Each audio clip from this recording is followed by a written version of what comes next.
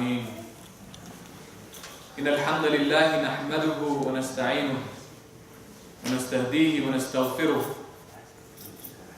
ونعوذ بالله من شرور أنفسنا ومن سيئات أعمالنا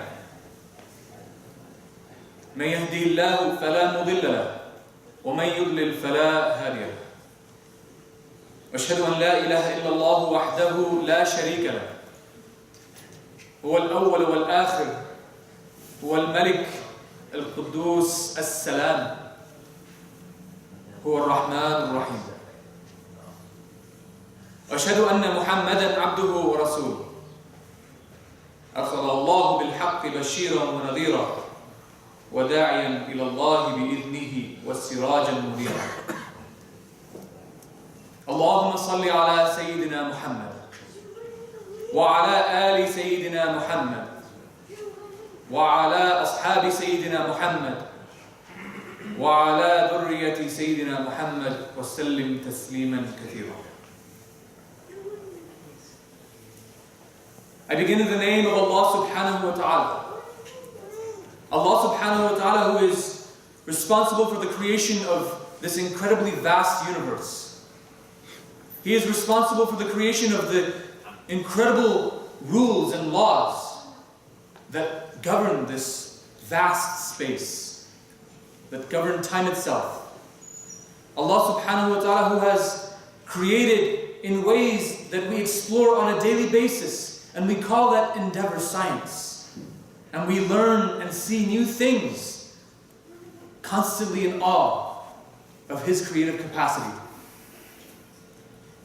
I say Alhamdulillah Rabbil Alameen, not only for that beauty that spreads throughout the universe, that function that spreads throughout the universe, but for the creation of this corner, this pocket of the universe within which we exist. This space within which we find comfort and luxury. This space within which He showers us endlessly with blessings that we know and blessings we will never be able to account for. And I say again, from the bottom of my heart, Alhamdulillah Rabbil Alameen, all praise, all thanks is due to Him. And here we are, brothers and sisters, gathered on this blessed day. The day of Friday, the day that God has chosen for you and I to be together, to be collected, to see each other and to smile in each other's faces, and to share a few words of goodness, and to eat together perhaps, and to spend time with each other, and spend time in the presence of Allah subhanahu wa ta'ala, remembering His blessings, remembering the stories that come to us in our incredible history as Muslims. And of course, we would be remiss to not mention that most incredible and greatest of all blessings, that most beautiful of bounty, that most powerful of favors that Allah has done upon us, and that is to make you and I followers of the final Prophet Muhammad sallallahu alaihi wasallam. I ask Allah subhanahu wa ta'ala to send His peace and blessings upon our beloved Prophet Muhammad sallallahu alaihi wasallam, and to shower those blessings upon his family, his followers, his companions, and each and every one of us who strives to walk in their footsteps. Brothers and sisters, on this incredible day, in such a beautiful setting, I greet you with the greeting of Islam. Assalamu alaikum wa rahmatullahi wa barakatuh. Brothers and sisters, I was, as is often the case, engaged in preparation for some of the curriculum for one of our programs that we have for the children. We expose them to all kinds of things, by the way, to Islamic practice and to Islamic history. We expose them to the ayat of the Quran, and we expose them to Arabic, and we do so much with them. But one of my favorite things to do with the children is to go over those stories of the men and women that surrounded the Prophet ﷺ. Not only because we find value in their lives, but because it gives us this beautiful lens into the life of the Prophet himself, sallallahu alaihi wasallam. And this particular week, I was going over one of those stories, and the story it struck me in a way that stories had not struck me in a while. To the point where I was just so in love with the story. It's a story that we've all heard, we all know, but the details of it were just constantly on my mind, to the point where I'm sharing it with people in the office, right? The brothers and sisters at work here. I'm sharing it with people in meetings, in settings where, I mean, it has nothing to do with the story, but I'm just so compelled to share this story. And I just felt like today, I need to share this story with you. Today, we need to review this story. This incredibly relevant, but incredibly spiritual story.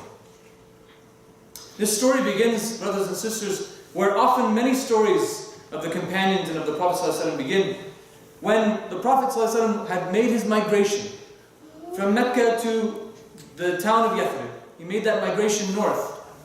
He stopped in Khutba, right? We're well aware of this. He stopped in Khutba, and while he was there, I mean, he was there for just a few days, and then he made his final leg of the journey, which was the shortest leg from Khutba to Medina. Now, by the way, let me just mention, his stop in Khutba was like, it was less than a week, between 3 and 5 days. Yet, make note that the Prophet ﷺ, even though he had such a small stop, he established a masjid there, right? In a week, he established a masjid. And it was not just a place of prayer.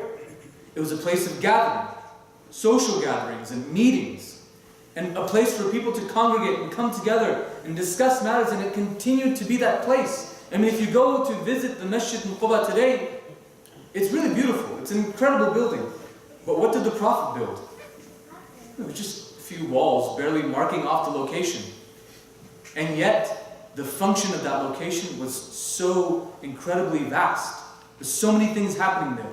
It gives us a little bit of insight into the mentality of the Prophet ﷺ. When he is establishing a place of worship, he is establishing a place for the community, right? And is that not the sunnah that we strive for?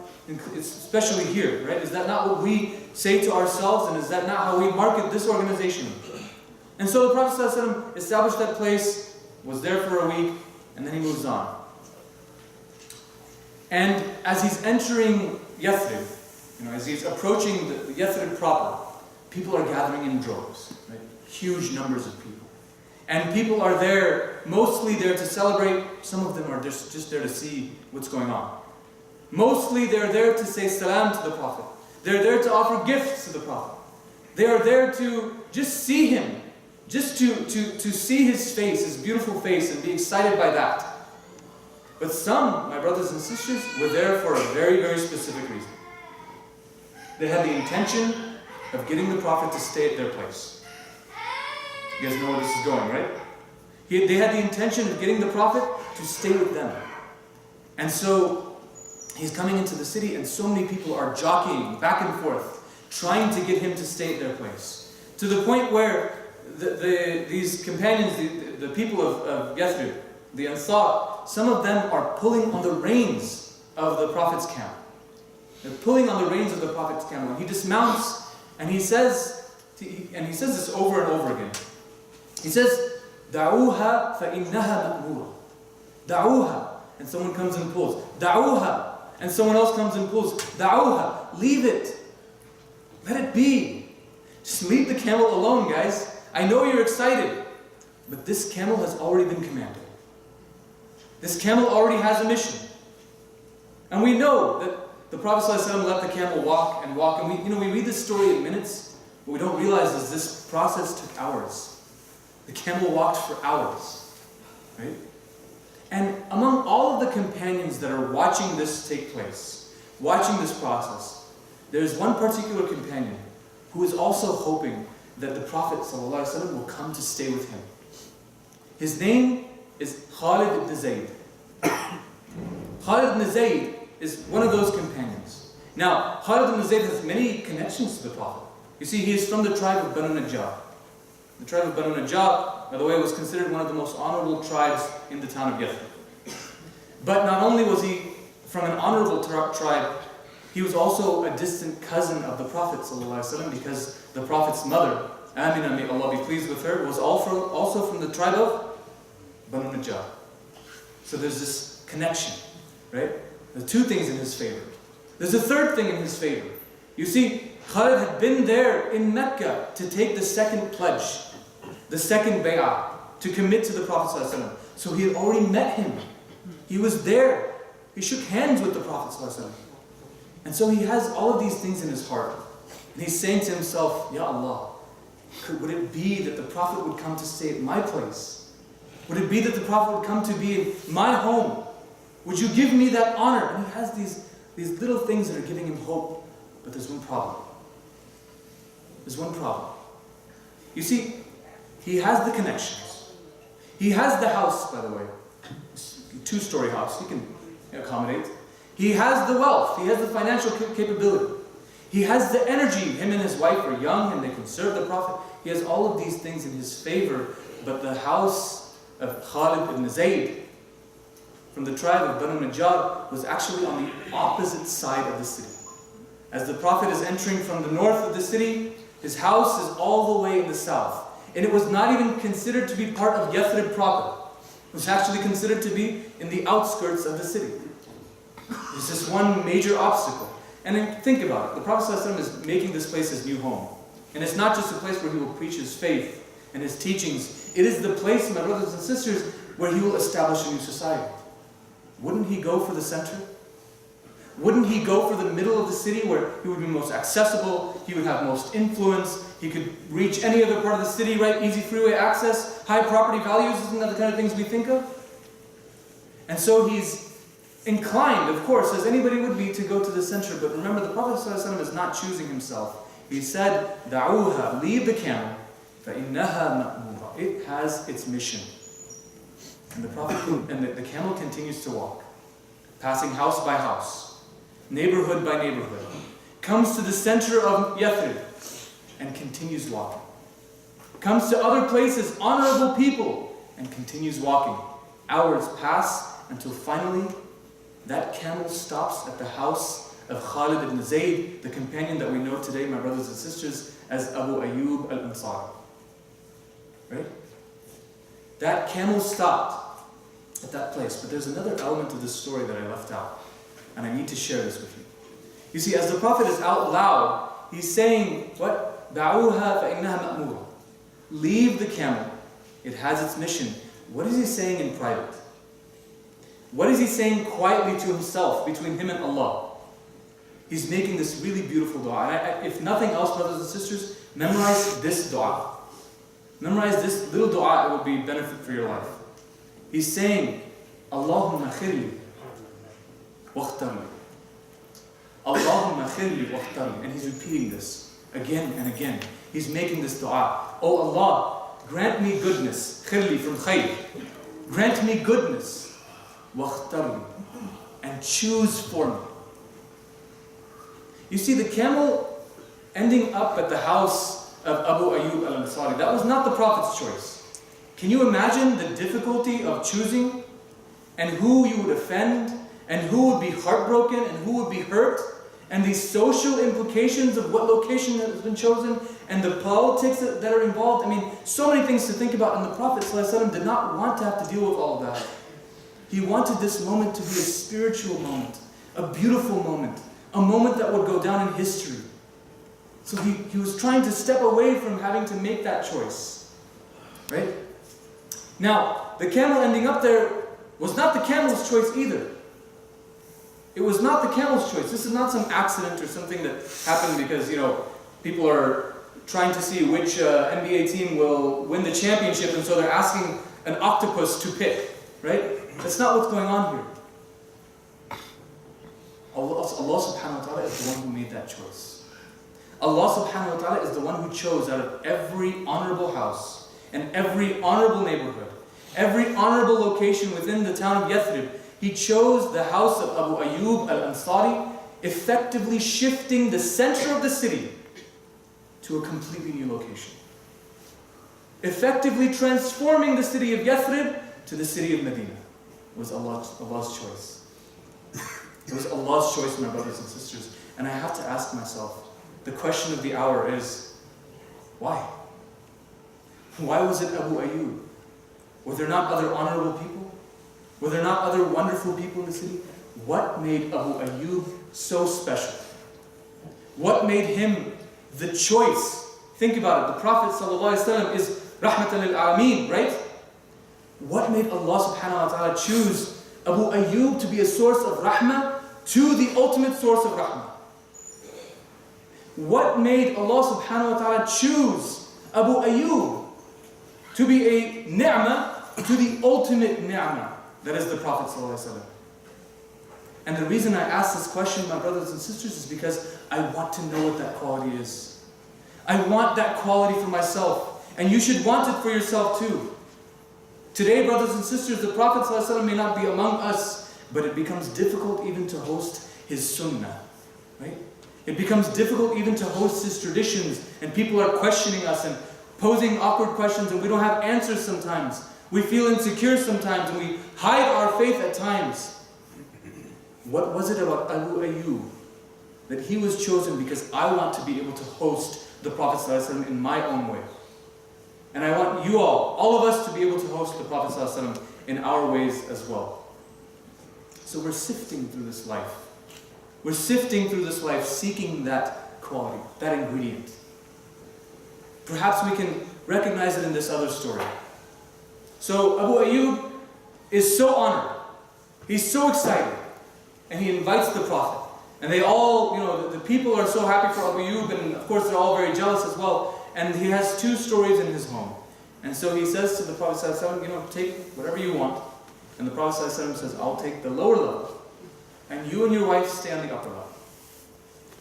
And so the day passes, and the excitement is gone, and now it's nighttime, and it's time for bed. And Abu Ayyub and his wife are upstairs. And all of a sudden, when you realize something that brings dread to you, and you look towards someone who knows you so well, and that person has the same look of shock on their face, that happened with Abu Ayyub and his wife. They looked to each other with shock. Why? Because they both realized we are standing physically above the Prophet. We are standing physically above the Prophet ﷺ, and this is such a dishonor. This is such a lack of adab. How could we put ourselves physically above the man who is so spiritually above each and every one of us? How dare we? At the same time, they don't want to go downstairs and wake the Prophet and move everything. And so they spend that night basically on the edge of the room, hoping that they're not standing directly above the Prophet. My brothers and sisters, do you see that adab here? Do you see that reverence for the Prophet? This is perhaps one of the ingredients. That reverence for our beloved sallallahu alaihi wasallam. And so the next day, Abu Ayyub goes to the Prophet and says, Ya Rasulullah, it's not going to work. It's not going to work. So the Prophet said, what are you talking about? What do you want? What's the matter? It's working fine, right? So he says, Ya Rasulullah, how could we be above you when you are the Prophet?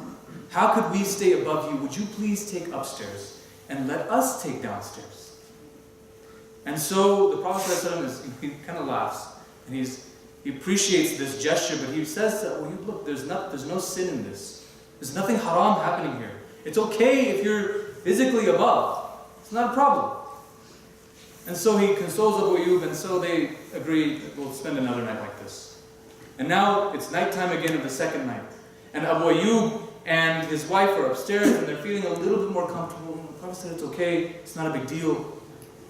And they start to walk around, and again they have that moment. They look to each other with dread, because the roof of the first floor is the floor of the second floor, right? And it's not very sturdy, which is the case in many of those places. It's not like the roofs that we're so used to. MashaAllah, look at the insulation, right? They don't have much of that. And so when they walk, dust and dirt drop from the ceiling of the first floor onto whoever's below. And they're so upset with themselves that we're walking around and we could be letting dust fall on the Prophet ﷺ. And so immediately they go to the edges again. They can't sleep for a second night in a row. A second night. SubhanAllah. The next morning, Abu Ayyub goes to the Prophet ﷺ again. He says, Ya Rasulullah, please, this is not going to work. It's not going to work. We're walking around upstairs and there's dust falling on you. And again, the Prophet has a little bit of a laugh and he says, look, Abu Ayyub, I receive so many guests. If I go upstairs, you are going to be overwhelmed. Your life is going to be transformed into like the front door. People will be opening and closing and opening and closing and walking in and out. I don't want to discomfort you and your wife. Let me stay on the second and you stay on the first. There was no dust. Don't worry about it. And so they try for a third night, excuse me. And the night is coming. You guys know what's happening next, right? And so Abu Ayyub and his wife are feeling a little bit less anxious. They're like, you know what, it's going to be okay. The Prophet ﷺ consoled us again. But still, there's so much adab. There's so much reverence. There's so much love for the Prophet ﷺ. And so, they're getting settled, and there's a jug of water filled with water to the top, and one of them accidentally knocks it over. And remember the roof? Right? And so, of course, water starts to leak through, and Abu Ayyub's wife runs and grabs the blanket and tries to absorb as much water as she could. And again, they look to each other, and they can't do it. And the next day, Abu Ayyub makes his third appeal. He says, Ya Rasulullah, I beg of you, please take the upstairs. I will receive every one of your guests. I will be honored to do so. I just cannot bear the thought of being physically above you. It's not okay for me. You see, this is really beautiful that the rifq, the leniency of the Prophet ﷺ, is almost clashing with the adab of his companions, of his followers, those who love him so much. That's the character of our Prophet, and that is the character of those men and women around him who had that title, Ansar. What a perfect title, right? And so he is, they're debating this, and finally the Prophet ﷺ says, you know what, that's fine. I'll go upstairs, you stay downstairs. So is it adab? Is that the quality? Is it reverence? Is it love? No, it's not. You see, there were other companions. There were other people in the city of Yathrib who had just as much adab and love and reverence for the Prophet ﷺ. We cannot compare one to the other. It cannot just be adab. There's got to be something else. There's got to be something else, brothers and sisters. And so I share with you this other moment in the life of Abu Ayyub when he was around the Prophet ﷺ. You see, Abu Ayyub not only was the host of the Prophet, the Prophet lived there for 7 months. It was a long time. And so in that entire time, Abu Ayyub made it a habit to be the one to cook for the Prophet. And he would always do so around Asr time. A little bit after Asr prayer, before Maghrib. This was the time of day. It was dedicated to that. And so every day the Prophet would eat at that time. And even after the Prophet moved out and the masjid in his house and his residence was built, he was such a close neighbor to Abu Ayyub that on certain days he would still come over for lunch, for food, to eat together. And Abu Ayyub maintained this sunnah. He would always cook at the same time of day, whether the Prophet was there or not. Again, love and reverence for the Prophet ﷺ. And at this point, my brothers and sisters, Abu Ayyub, knows that the Prophet may or may not be coming, but it's still going to be something he maintains. And so one of those days, a really hot day, the Prophet ﷺ is standing outside, and he hasn't eaten in a while. It's noontime, by the way, and nobody is usually out at noontime. And he's so hungry that he just decides, I can't take this hunger anymore, because he had given much of his resources in the past week to charitable causes, and ran out of stuff to eat. And so he's like, let me just go walk outside. And he goes outside, and he finds Abu Bakr and Umar, both standing just kind of chatting. Usually nobody's out at this time, so he goes to them and says, what are you guys doing here? He's like, well, what are you doing here? And so, in conversation, they actually all realized that all three of them had given up so much in the past week that they had not anything in the house to eat today and the day before, and they were all so hungry. And so the Prophet ﷺ smiles and he looks at them and says, you know what? I have a solution. I know exactly what to do. And where do they go? To the house of Abu Ayyub. It's not lunchtime, by the way. It's not that time that's been dedicated, but they go anyways. They knock on the door, and his wife opens, Abu Ayyub's wife opens, and she greets them, and she's so happy to see them, and welcomes them in, and they take a seat. And she realizes, they must be hungry. So she calls to Abu Ayyub. They ask, by the way, where is Abu Ayyub? And she says, well, he's out working in the date fields, the palm fields, but I'll let him know. And so she calls for him, and he returns immediately. And he brings 3 different kinds of dates. 3 varieties of dates. And he brings them to Abu Bakr, Umar, and the Prophet ﷺ. And they're sitting there ready to eat. And Abu Ayyub says, you know what? You guys enjoy these dates. I'll be right back. I have a sheep that I was saving for a special occasion. And he goes and he slaughters the sheep and quickly puts some of the meat on a grill, cooks it, and brings it back. And also he had asked his wife at this point, you know what? You bake excellent bread. Would you please just bake some bread for these guys? And so there's dates, and there's meat, and there's bread, and there's water, and they're looking in front of them, the Prophet ﷺ and Abu Bakr and Umar, and they're about to eat, and that's when the Prophet ﷺ stops them. And he has tears welled up in his eyes. And he says, this is the ni'mah. This is the blessing. This is the favor. By the way, that meal, look at the meal. By our standards, it's, we would give a 2-star rating at the restaurant. But by the Prophet's standards, he says, this is the ni'mah that we will be asked about on the Day of Judgment. When Allah subhanahu wa ta'ala in the Quran says, لَتُسْأَلُنَّ يَوْمَئِذٍ عَنِ النَّعِيمِ. This blessing you will be asked for, that is what Allah is talking about. And then they eat, they enjoy, but they're conscious, they're aware. Now brothers and sisters, for us, what is revealed about Abu Ayyub is his willingness to sacrifice and his attitude about it. He was not upset. He was not saying, Ya Rasulullah, you usually come at this time, why would you come at this time? He went out of his way to do more, to sacrifice because he saw it as an opportunity. I ask Allah subhanahu wa ta'ala to give us that kind of sacrificing attitude to our Prophet ﷺ. I ask Allah subhanahu wa ta'ala to grant our hearts that kind of izzah for the Prophet ﷺ. I ask Allah subhanahu wa ta'ala to grant us that kind of adab and that kind of reverence for the Prophet and for his traditions and teachings. Allahumma ameen. Brothers and sisters, raise your hands and seek that kind of love, reverence, and sacrifice for the Prophet ﷺ. Alhamdulillah Rabbil Alameen, salatu wassalam, ala Muhammad wa ala alihi wa sahbihi wa sallim.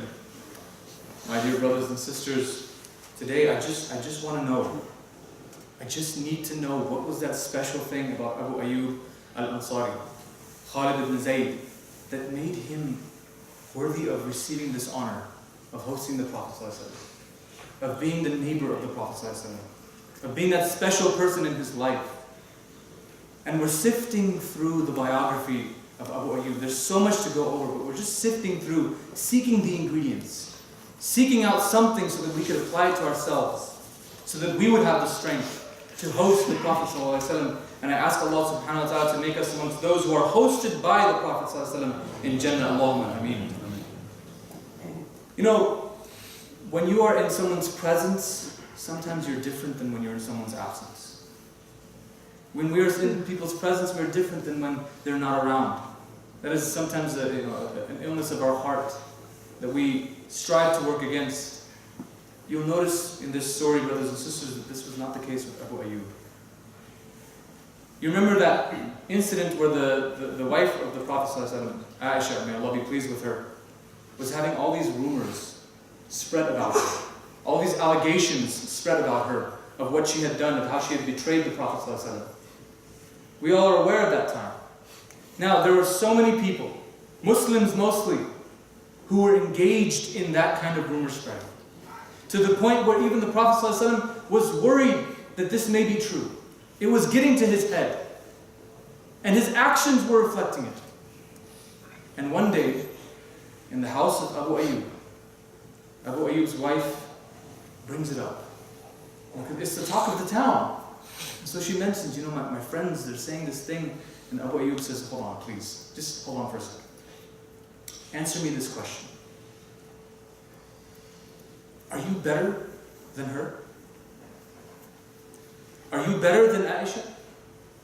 And immediately, his wife says, no, of course not.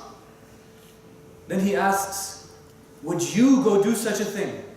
Would you betray me in such a way? And so she says, absolutely not. Would never. And so he follows up, then how can we assume, how can we even think that the Prophet's wife, who is better than you, would betray him, who is better than me, in such a way? Why would we even have that conversation? Why would we even have that suspicion? Is their character, their actions not enough for us to reject this? هَذَا إِفْكٌ مُبِينٌ. This is a clear lie. And there's no way I can accept something like this. There's no evidence for this. It's just rumors. In the Quran, brothers and sisters, Allah subhanahu wa ta'ala, when He is absolving Aisha of these accusations, in ayat, he makes mention of those people who said, قَالُوا هَذَا إِفْكٌ مُبِينٌ. And the scholars of tafsir say that Abu Ayyub was one of those people that was being mentioned. You see, he was ready to defend the Prophet and his wife and his family and his honor in his presence or in his absence. My brothers and sisters, even after the Prophet ﷺ is gone, you see, when he was around, Abu Ayyub had dedicated his house for the Prophet. Is that correct? And when he's gone, Abu Ayyub still gives up his house for the Prophet. He decides that he's going to travel the world and seek out hadith of the Prophet, seek out sayings and teachings of the Prophet. And in one case, he travels all the way to Egypt, where he knows that Uqba ibn Amr is there, and he's the only one narrating one particular hadith. He's the only one making mention of this particular hadith. And he goes all the way to Egypt. And he arrives, and Uqba is so excited to see him, and may Allah be pleased with all the companions. They're so excited to see each other in these times, right? Sometimes they're so distant, and when you see a friend and you have these beautiful memories and they're associated with the Prophet, I mean, can you imagine that reunion? And so he welcomes him, but Abu Ayyub gets straight to business. He says, look, Uqba, I'm here for one reason. I'm here for only one thing. I'm here for the Prophet. I've been told that you are narrating hadith and that you're the only one, and I need to know this hadith. I need to know.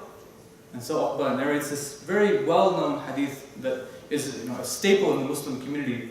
مَنْ سَتَرَ مُسْلِمًا فِي الدُّنْيَا سَتَرَهُ اللَّهُ يَوْمَ الْقِيَامَةِ.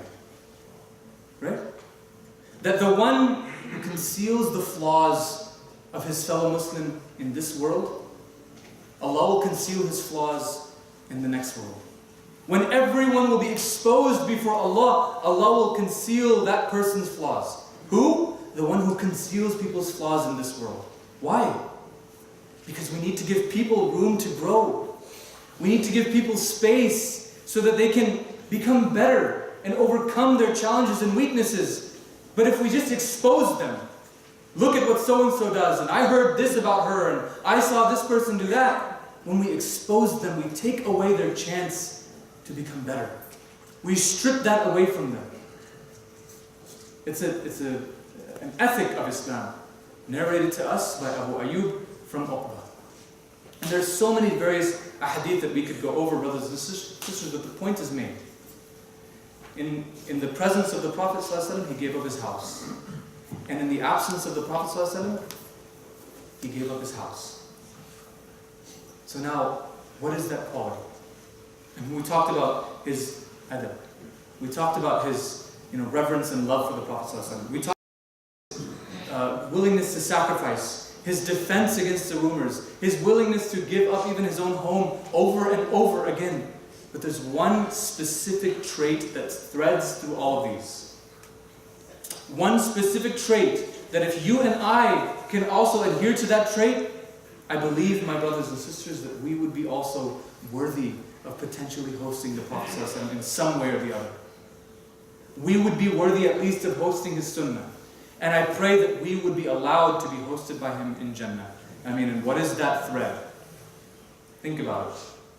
In the moment when people are pulling the camera of the Prophet, what is he doing? He's stepping back. He's exceeding the expectations. In the moments when he is living above and the Prophet is living below and he cannot bear this, even though the Prophet says it's okay, he still goes out of his way to exceed the expectations. In that incident where the Prophet ﷺ comes at the time where there's no food served, he goes out of his way to prepare a full meal for the Prophet ﷺ. He's exceeding expectations. He's beating the status quo. When everyone else, Muslim, not Muslim, whoever is in the city of Yathrib, is speaking about Aisha, spreading these rumors, and it would be normal for them to at least discuss it, he does what? He exceeds the expectations. He goes a little bit above, a little bit beyond. My brothers and sisters, in his efforts to collect hadith, he could have stayed in Medina and narrated so many hadith. But he went and traveled, exceeding the expectations. constantly. And this habit of exceeding expectations comes to a perfect conclusion in his burial. Are any of you aware of where Abu Ayyub is buried? He's buried on the European side of Istanbul, of Constantinople. How did he get there? You see, Abu Ayyub was aware of this particular hadith of the Prophet ﷺ where he said, the leader who conquers Constantinople is a great leader, and the army that fights with him is a great army. Now this is 40 years after the passing of the Prophet ﷺ. And Abu Ayyub, who is 80 years old, hears that there's an army going to confront the Byzantines. And they're near Constantinople. And so he decides, I'm going to join. He's 80. He packs up, he gets ready, and he goes. He joins this force. And by the time he gets there, before there's even much going on, he falls ill. And it's the kind of illness where you know death is imminent.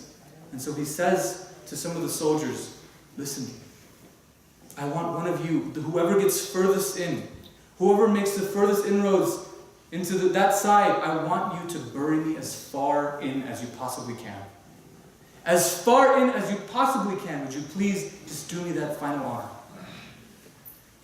And he is granted that honor.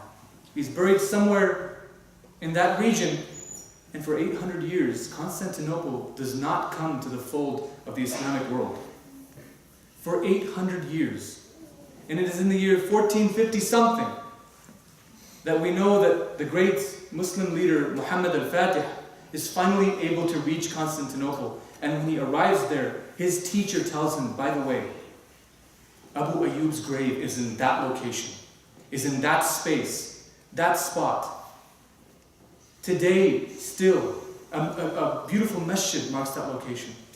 In Constantinople, in Istanbul, that region, that neighborhood is called Ayyub Jami.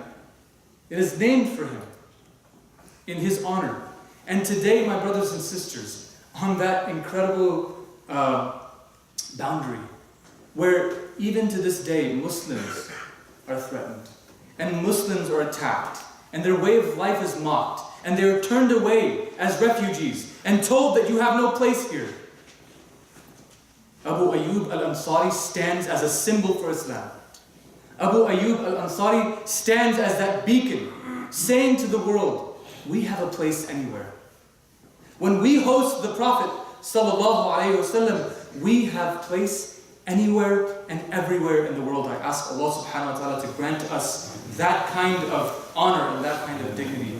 I ask Allah subhanahu wa ta'ala to make us amongst those who would be worthy of hosting the Prophet, who would be worthy of hosting him in this life and the next. I ask Allah subhanahu wa ta'ala to make us amongst those who are empowered by the ways and teachings and traditions of the Prophet ﷺ to live the kind of life that Abu Ayyub al-Ansari lived, and to become the kind of beacons in our own part of the world that Abu Ayyub al-Ansari was. Allahumma ameen. Allahumma ahdina fi man hadayt. Allahumma afina fi man afayt. Allahumma tawallana fi man tawallayt. Allahumma aghfir lil mu'minina wal mu'minat wal muslimina wal muslimat al ahya'i minhum wal amwat innaka sami'un qareebun mujibud da'awat. Brothers and sisters, let's stand for prayer.